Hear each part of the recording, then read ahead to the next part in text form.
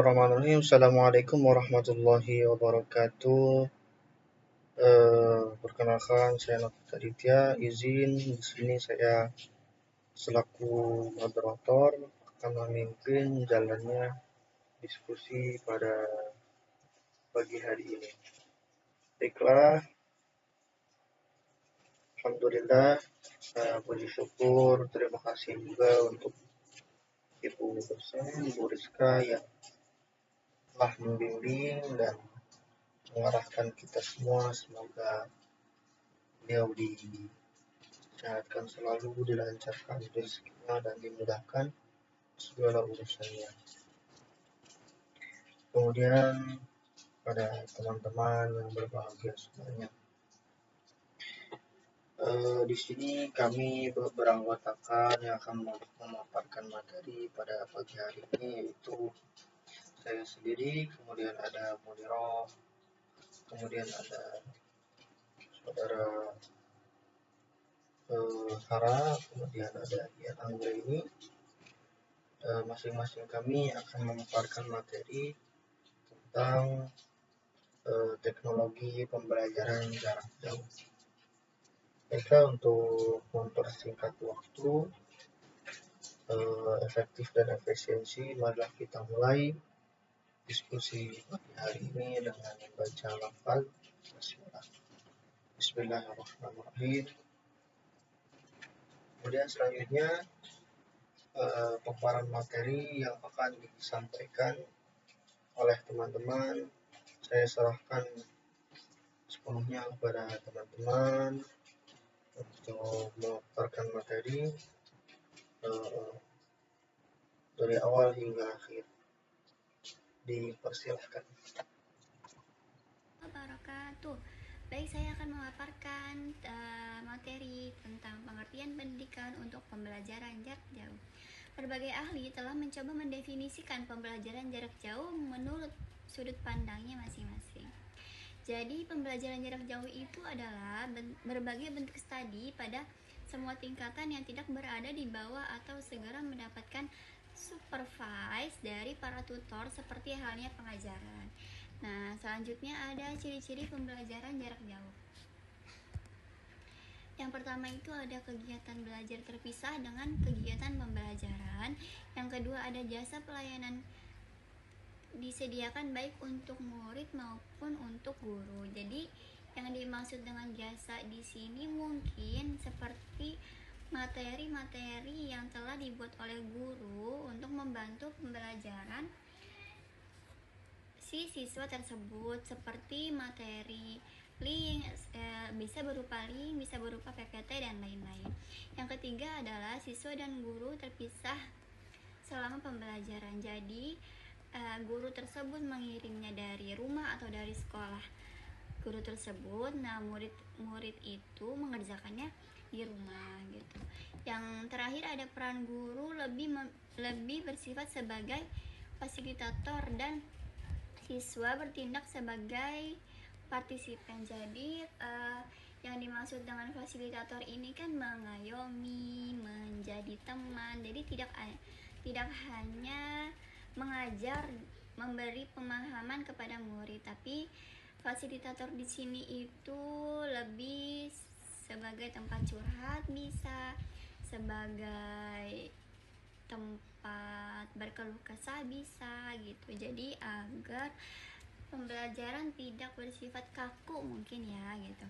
Nah, selanjutnya ada prinsip pendidikan sistem pembelajaran jarak jauh.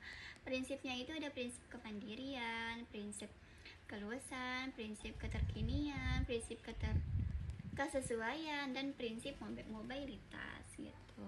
Pembelajaran jarak jauh merupakan metode pendidikan yang memanfaatkan teknologi untuk mengkinikan interaksi antara pengajar dan peserta didik. Jadi semakin berkembangnya zaman, semakin canggihnya teknologi, bisa dimanfaatkan untuk tidak hanya untuk bermain games, tidak hanya untuk chatting, bertukar kabar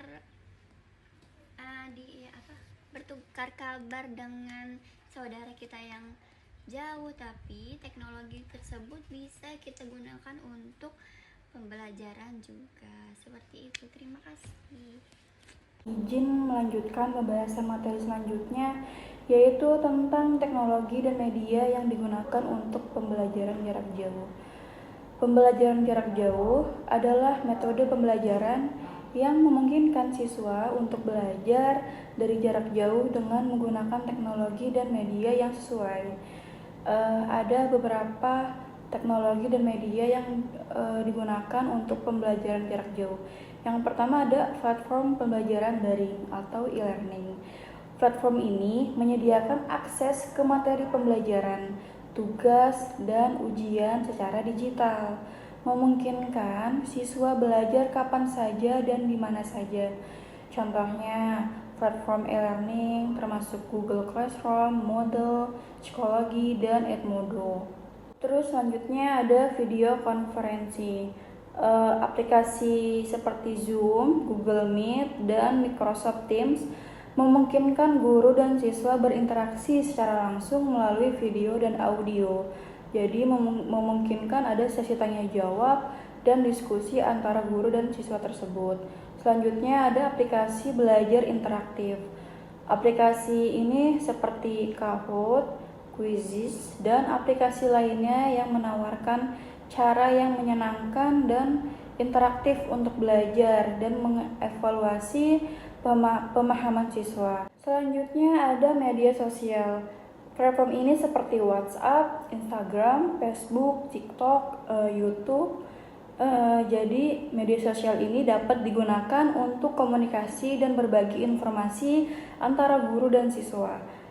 Serta untuk mengumpulkan tugas seperti tugas kita di mata kuliah teknologi ini. Selanjutnya ada perangkat elektronik seperti komputer, laptop, dan smartphone. Memungkinkan siswa mengakses materi pembelajaran dan berpartisipasi dalam pembelajaran jarak jauh. Dan selanjutnya ada media pembelajaran. Guru dapat menggunakan berbagai media pembelajaran seperti video, animasi, presentasi, dan media interaktif untuk memperkaya pengalaman belajar siswa. Selanjutnya ada sistem manajemen pembelajaran. Sistem manajemen pembelajaran atau LMS ini seperti Moodle, Canvas, dan Blackboard membantu guru dalam mengelola kursus, melacak kemajuan siswa, dan berkomunikasi dengan siswa. Jadi contoh penggunaannya itu guru dapat menggunakan Google Classroom untuk memberikan tugas dan materi pembelajaran, kemudian menggunakan Zoom untuk melakukan video konferensi untuk menjelaskan materi dan menjawab pertanyaan siswa. Lalu siswa juga dapat menggunakan aplikasi Kahoot untuk belajar sambil bermain, dan guru dapat menggunakan Quizizz untuk mengevaluasi pemahaman siswa tentang materi pembelajaran. Dan guru dapat menggunakan media sosial seperti WhatsApp untuk berkomunikasi dengan siswa, berbagi informasi, dan memberikan pengumuman-pengumuman penting untuk pembelajaran tersebut. Jadi, teknologi dan media yang digunakan untuk pembelajaran jarak jauh dapat membantu meningkatkan aksesibilitas dan fleksibilitas pembelajaran, tetapi juga memerlukan perencanaan dan pelaksanaan yang baik untuk memastikan keberhasilan pembelajaran tersebut. Mungkin itu saja pembahasan materi dari saya tentang teknologi dan media yang digunakan pembelajaran jarak jauh. Mungkin materi selanjutnya akan dibahas oleh teman saya. Baiklah, di sini saya akan menerangkan tentang revolusi digital dan media interaktif.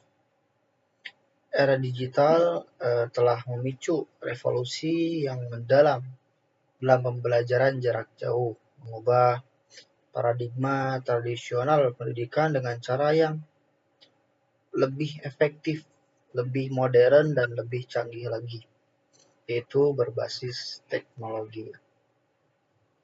Yang pertama ada platform manajemen pembelajaran. manajemen konten khusus atau bisa kita sebut juga dengan LMS, Learning Management. Itu di sini memungkinkan pengajar untuk mengunggah materi pembelajaran seperti teks, video dan presentasi, kuis, kuesioner, dan lain sebagainya yang saat ini juga kita implementasikan di kehidupan sehari-hari pendidikan yang ada. Fitur ini vital dalam memastikan bahwa siswa dapat mengakses sumber belajar yang mereka butuhkan kapan saja dan dari mana saja, asalkan memenuhi persyaratan seperti jaringan yang bagus dan lain sebagainya. Kemudian yang kedua ada komunikasi efektif. Yaitu platform ini memfasilitasi komunikasi antara instruktur dan siswa melalui fitur seperti forum diskusi, pesan pribadi, dan pengumuman untuk membantu menjaga keterlibatan siswa dan memastikan bahwa mereka memiliki dukungan yang diperlukan untuk berhasil dalam kursus mereka. Jadi sangat-sangat efektif dan membantu ya adanya teknologi sekarang ini. Kapanpun dan dimanapun kita bisa mengakses. Yang ketiga yaitu penilaian dan umpan balik. Di dalam LMS itu menyediakan alat untuk menciptakan dan mengelola penilaian dari kuis dan tes online hingga tugas dan proyek. Sistem ini juga mendukung penilaian otomatis dan memberikan umpan balik kepada siswa secara real time, memungkinkan pengalaman belajar yang lebih responsif dan interaktif. Jadi kalau kita gunakan ya media ini, kita manfaatkan untuk belajar. Pembelajaran jarak jauh itu seperti belajar online, di mana kalian bisa belajar tanpa harus ada di kelas fisik. Guru dan siswa bisa berinteraksi lewat internet, seperti menggunakan platform online, video konferensi, atau aplikasi pembelajaran lainnya. Implementasi pembelajaran jarak jauh ada 4 poin ya teman-teman. Yang pertama ada platform online, yaitu contohnya seperti guru bikin materi, tugas, atau kuis di platform tersebut. Lalu siswa bisa mengakses dan belajar sendiri. Poin yang kedua, video konferensi. Video konferensi, guru dan siswa bisa bertemu secara virtual dengan menggunakan Zoom atau Google Meet. Biasanya menjelaskan tentang materi atau diskusi lainnya. Yang ketiga, materi digital, yaitu guru memberi materi dalam bentuk video atau audio agar siswa bisa belajar fleksibel. Yang keempat, interaksi virtual, yaitu guru dan siswa bisa berinteraksi lewat chat atau forum. Alhamdulillah, paparan materi tadi sudah kita dengarkan. Jadi pada kesimpulannya adalah teknologi pendidikan telah menjadi komponen vital dalam melakukan pembelajaran jarak jauh (PJ).